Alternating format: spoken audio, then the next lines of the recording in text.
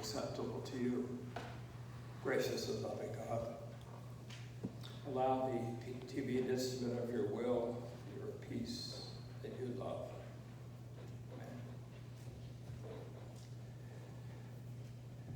Well, I went to a Penn State game years ago, and you've probably heard me say this before, and there were 2 empty seats in front of me, and the older people came up, and they were getting there. The game was ready to start. They got there, and they were both with games, and they sat down.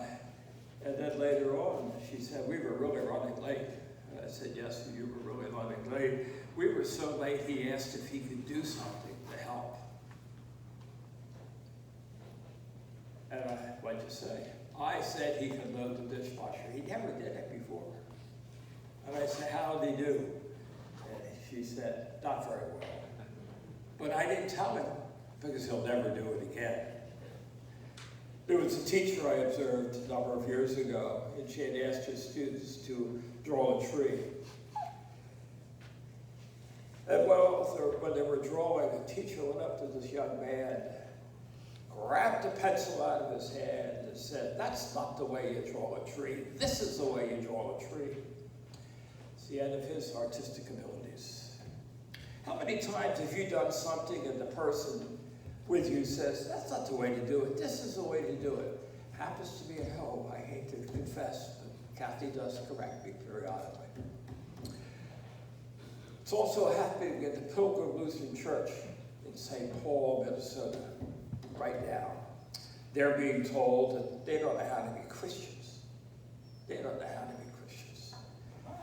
That there's a certain way to be a Christian, and if you don't do it that way, you're not a Christian.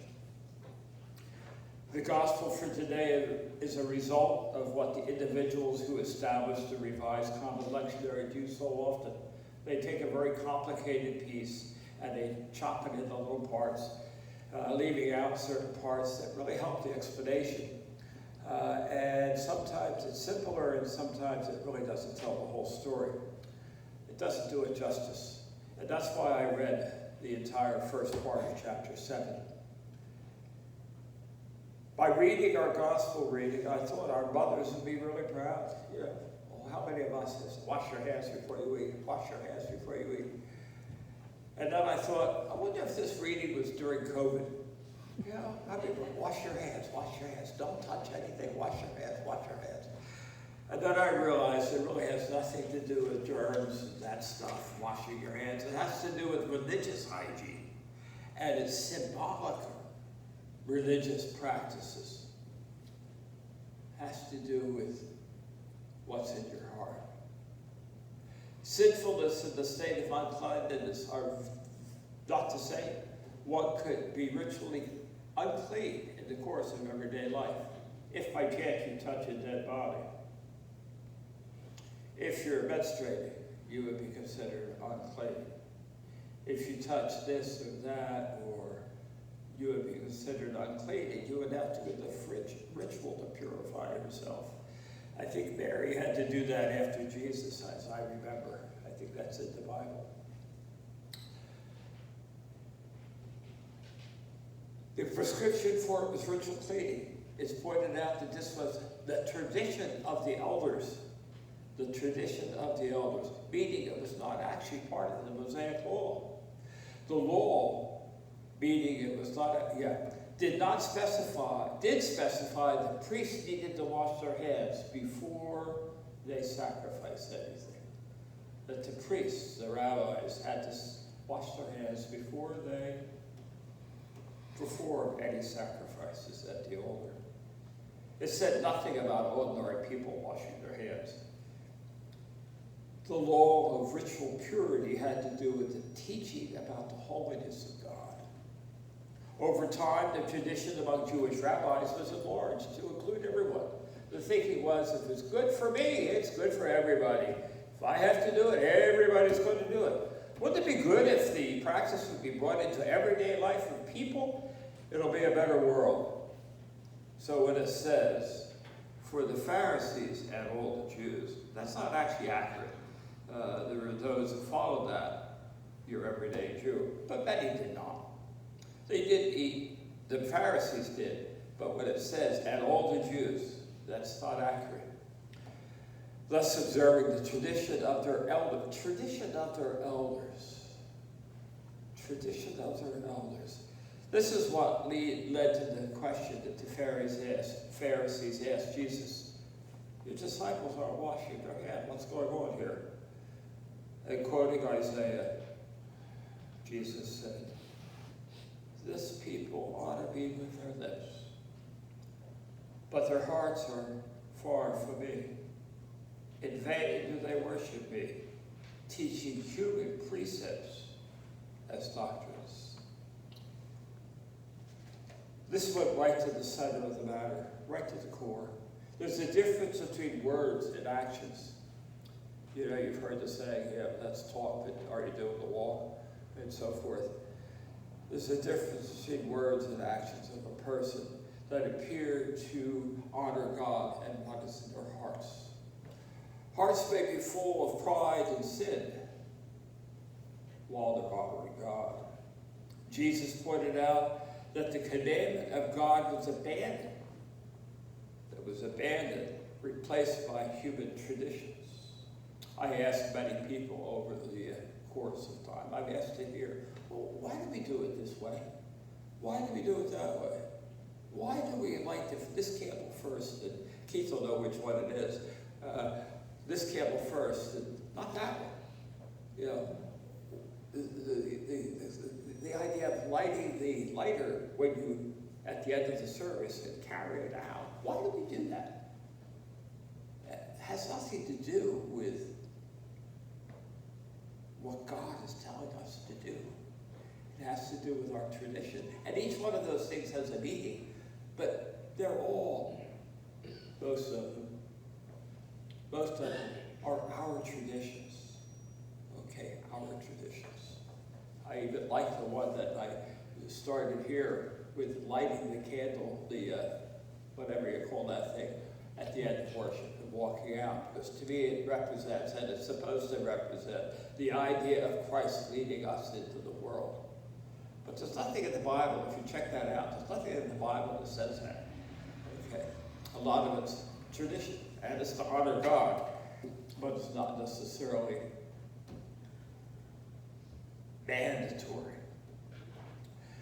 In the verses that are left out, Jesus confronts the Pharisees in their way of rejecting law to uphold their own teachings. At first it seems like it's going into a different topic, but it's not. He's really giving another example of the same sort of manipulation of the law through human tradition, human messing around. He says, honor your mother and father. It's in the Ten Commandments. The word korban means the declaration that something is dedicated as an offering to God. People that were charged to care for their mother and father would be excused if they took their money and said, this is korban. Couldn't be touched to care for their mother and father. If they dedicated it to wealth, the wealth, if they dedicated it to God, they were excused from this requirement, this obligation. The operative word here is declared. Declared. The decision, the declaration to dedicate their assets to God was often made with no intentions of doing that. No intention of offering their assets to God, meaning that the offering would never go to God. And today we look at nursing homes and what people do to hide this and that so the government doesn't get it and so forth. What we all do. And smart, some of it's good financial practice, but are we abandoning our parents? Jesus said that was against what is written. It was a man-made rule. The experts in Mosaic law at that time made many rulings. They came up with different things, medical practice to circumvent other requirements, obligations of God's law. The honor of your parents, for example. Jesus says that they're actually nullifying the law rather than honoring it. He adds, he continues, you do many things like that. You do many things like that, even the washing of the cups and stuff like that. Some of that's in the rules in the Old Testament. Much of it is not. Jesus was attacking their form of piety and good works that are actually self-serving and have nothing to do with honoring God.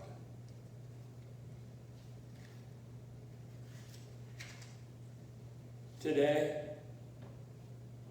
people give gifts to nonprofits. I give stuff to different things. We all do. But do we do it? Do we do it out of our hearts that we want to help this organization? Okay. Do we want to help the SPCA where I just got 2 dogs? Okay, not me. But do we want to help them, or are we doing it to get a tax break? I'm not sure. It's what's in your heart. The required minimum distribution, all of us at a certain age, you have a 401k, and you have to take money out. What do you do with that? What do you do with it? Words are cheap. Politicians who say, oh, I love Jesus. I love Jesus. Are they saying that because they love Jesus? And if so, maybe they should go in the closet and say it.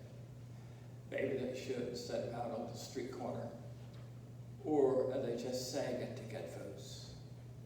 As Jesus said, it's a matter of where the heart is. This next section, Jesus is talking to the crowd that has gathered, saying, nothing outside a person can defile them by going into them. Rather, it is what comes out of a person that defiles them. Note that even though Jesus is saying nothing outside can defile, he's really talking about food. Obviously, it's a metaphor, but he's talking about food. Obviously, there are a lot of things from outside that can defile us and eventually corrupt the heart, those things. So looking at a lot of pornographic or violent material can corrupt the heart. That's coming from outside. Listening to extreme political or social ideology could lead to a corrosion of one's heart and leads to some people doing violent things.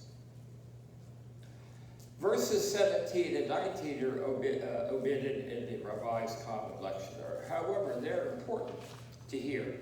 I also have to note that you can check me out, please. Go home tonight. Go home tonight. Go to Mark 7 and try to find verse 16. You won't find it. There is no verse 16. Now, in the 5 Bibles, 6 versions I looked at, there was no 16. I don't know what happened to 16. Did they forget to number it correctly, or did somebody subscribe leave it out, or did the scribe on purpose leave it out? We just don't know. But in these 2 verses, Jesus is speaking to the disciples. They did not understand what he was saying. They had brought up to observe the points of the law. They were brought up to observe the points of the law. They had not been taught the purpose of the law, why we do it. And it wasn't going back to the original sources. He reiterated that nothing that goes into a person from outside can make that person unclean, because it does not go into the heart, but into the stomach, and goes out of the body into the sewer.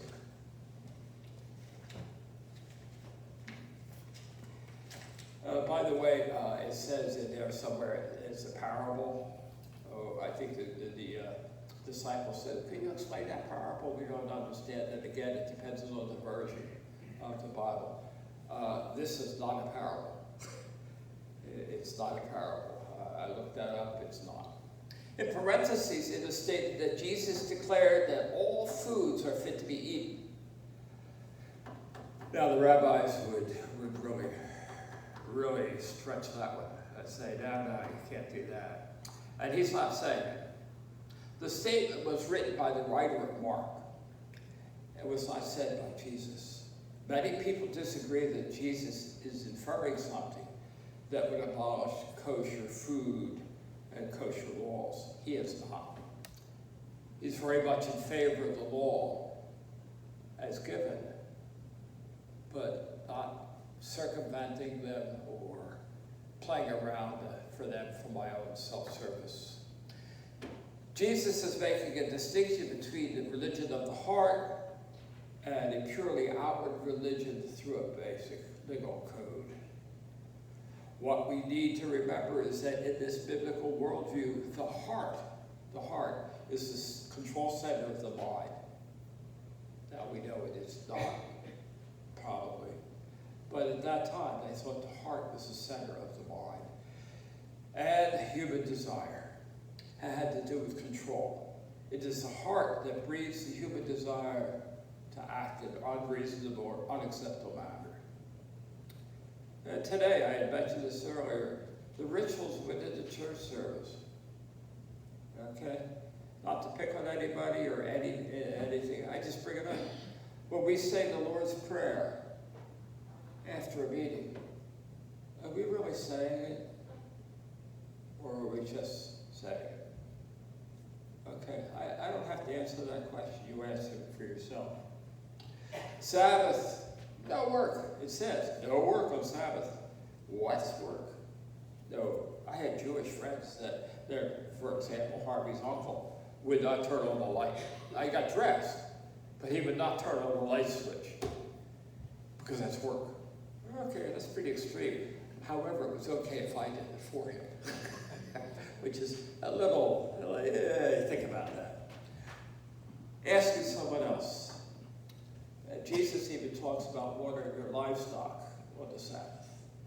Several times he asks about that. Becker Subaru, which is no more, in Allentown, I don't know if anybody was ever familiar with it. I think it's part of a big chain now. Sioka, I think maybe. Anyhow, I took my car there once and I was warned. It was a Friday. Make sure you get here before 5 o'clock. Because if you don't, you won't get your car until Monday morning. They were Seventh-day Adventists. Okay, and even though not everybody in the shop was a Seventh-day Adventist, they didn't say, well, I'm not going to work, but you have to work. The whole place was closed. Just sort of like the Chick-fil-A. Okay, not everybody believes they don't want to work on Sunday or they don't have to work on Sunday. But they said, as a corporation, we're going to honor no work on Sunday. A lot of the Mennonite and Brethren stores and so forth are not open on Sunday for that same reason. First Reformed is a film that came out in 2017. I have not seen it. It's about a minister in a small church in New York, the state, where their neighbor of this church is a big mega church. The pastor is having difficulties, having his own personal difficulties. From what I read, his son was killed in Iraq after he encouraged him to go to join the military and so forth. And he was killed over there. He became very depressed. Apparently his wife got tired of that, divorced him and so forth. A lot of personal difficulties. A lot of personal difficulties. The main benefactor of the megachurch next door, the megachurch, the pastor there was trying to help this guy. But the main benefactor of the megachurch, the main benefactor, owned a factory in town that was polluting the air in God's creation, and jeopardizing the people's lives there. The film is not a cheap shot at ecclesiastical hypocrisy. Rather, it's a sympathetic view of the danger that always lurks when Christians, and not always Christians, confuse the outward aspects of faith and true inward transformation. What this reading shows us is when keeping the rules becomes the main thing in religious life, and what it's all about, that the focus eventually leads people to find a clever way to circumvent the rules, the laws. Okay, if it's really rigid, people will find a way. People aren't stupid. You know, I have a I have a shirt I bought at home. I didn't get to be. It has that group on it, musical group, and it says, "I didn't get this old by being stupid." I have to wear it sometime. I thought it was a good shirt. But people aren't stupid. There may be conniving. There may be that. They may look for shortcuts and how to hold on to their money, but they're not stupid. So they would come up with a way of going around them. A clever way to keep the letter of the law, but killing the spirit of the law. There's nothing wrong with God's law. Nothing. Nothing. The problem was and is that the Pharisees and others, people today too, become really good at developing schemes within their hearts to get around the demands of the law, to justify their actions, to scrub the surface of the lives the same way they do scrub their cups, to clean them. They would try to scrub their lives so they'd be pure. Isn't this the message of Jesus? The message that we should take away? When we make serving God all about keeping the rules, sooner or later all the life becomes about drawing lines to determine who's in and who's out. That's the other thing that happens. And when some religious individuals become much more interested in telling people that they are going to burn in hell, rather than proclaiming the good news that there is a gracious and loving God that has already given everything to keep that